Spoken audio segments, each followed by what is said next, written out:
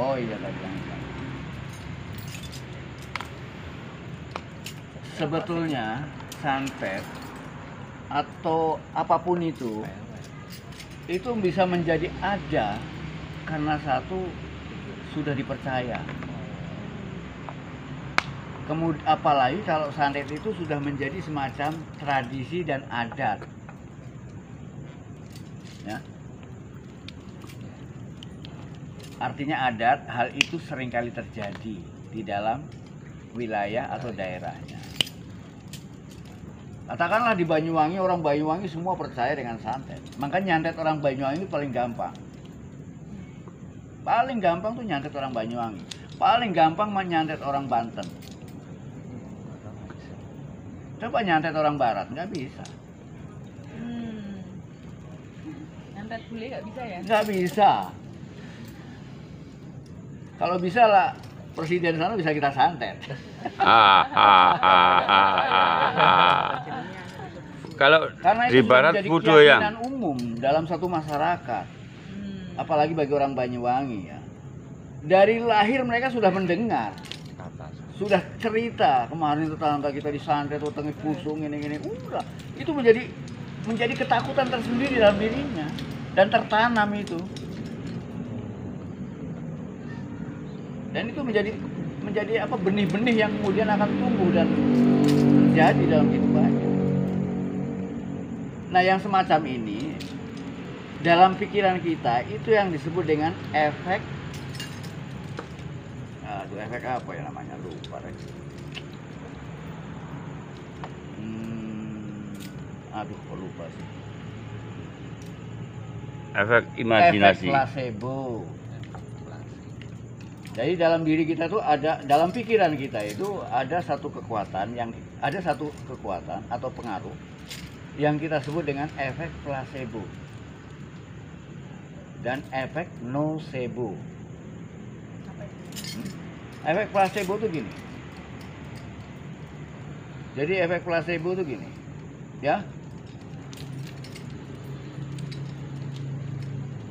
Katakanlah. Contoh gini, orang-orang kampung, orang-orang di desa, ya, coba kita lihat kebiasaan orang desa coba.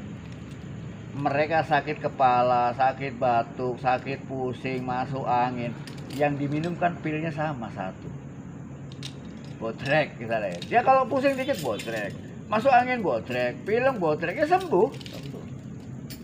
Itu sudah menjadi keyakinan dia, yang menyembuhkan keyakinannya.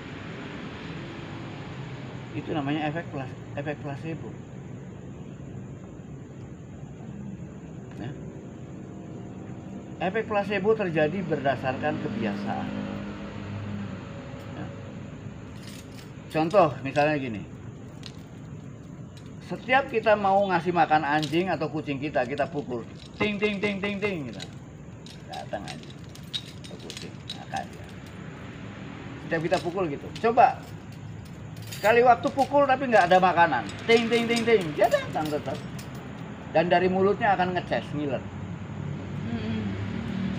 Karena dia udah secara refleks udah tahu kalau makanan harusnya udah tersedia. Itu namanya efek placebo.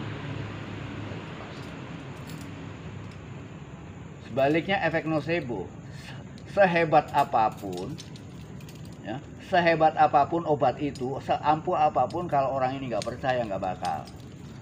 Itu nocebo. Nah, dalam kedokteran, ya, itu ada juga pil yang disebut dengan pil placebo. Cuma nggak tahu orang-orang tahu nggak? Pil ini pil palsu. Dia hanya tepung biasa, tapi dia dikasih merek yang mahal. Pil ini digunakan sebagai obat pertama. Karena diperkirakan orang ini sakit bukan karena penyakit yang sebenarnya, tapi karena pikiran. Jadi dicoba dulu dengan pil placebo. Kalau ternyata dengan placebo bisa sembuh, ya sudah selesai. Tapi dokter di sini nggak nipu. Karena tahu bahwa pil yang isinya kimiawi itu lebih berbahaya. Itu namanya pil placebo. Ada dalam minyak kedokteran. Nah, kayak contoh lagi nih ya, efek placebo nih. Di Jepang, bahkan di kita punya pohon ya, ada pohon tertentu. Kayak di Jepang tuh ada pohon yang namanya pohon pernis kalau nggak salah namanya. Pohon itu kalau dipegang bulunya itu gatal. Kita juga di sini punya pohon yang kalau kita pegang gatal gitu kan.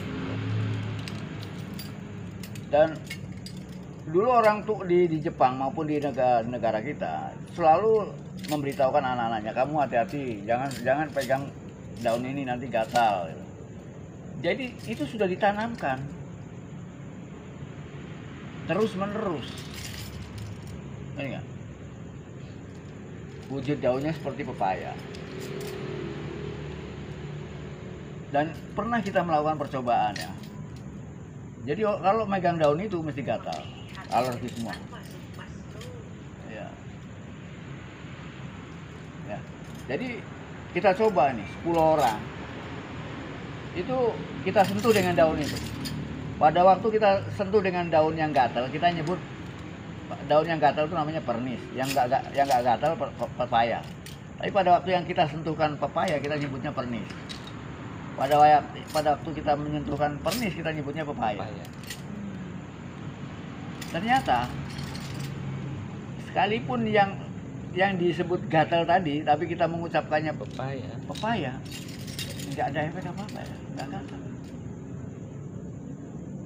Jadi hal-hal semacam itu sudah tertanam dalam memori dan sudah menjadi keyakinan. Dan kalau terjadi gatal alergi itu karena sistem juga. Pada saat alergi kemudian bentol-bentol itu juga karena ada unsur histamin yang turun. Jadi orang kalau menganggap gatal berbahaya, histamin turun. Kalau histamin turun akan muncul bentol-bentol. Bentol-bentol ini terjadi dikarenakan pembesaran pembuluh darah. Karena efek dari histamin adalah membesarkan pembuluh darah agar oksigen itu bisa masuk ke dalam tubuh sesuai dengan kebutuhan. Fungsinya gitu, fungsi histamin itu melakukan pertolongan darurat agar oksigen yang dibutuhkan itu mampu memasuki lewat pembesaran pembuluh darah. Nah, efeknya atau sensasinya pada saat terjadinya pembesaran pembuluh darah adalah gatal. Jadi gatal di sini bukan penyakit, tapi karena gatalnya nggak karuan ya akhirnya digaruk. Ya, makanya orang kalau gatal kena alergi, obatnya apa coba? Antihistamin. Padahal histamin itu tentara yang tugasnya adalah melindungi daerah-daerah yang dianggap mendapatkan bahaya. Cara menghilangkan mindset itu gimana ya? Karena saya setiap pagi selalu gatal-gatal di muka. Maka dari itu kalau sampean mengatakan, kita kan seringkali menyebut sesuatu kotor, kita menganggapnya kotor kan? Iya. Ketika sampean menganggap kotor, otomatis kan sampean akan beranggapan bahaya. Oleh karena itu sampean harus mengatakan aman. Aman. Belajar tiduran di lumpur-lumpur aman. Ya. Oleh karena itu ketakutan yang ada dalam diri sampean itu sudah lebih berbahaya daripada virus yang ditakuti.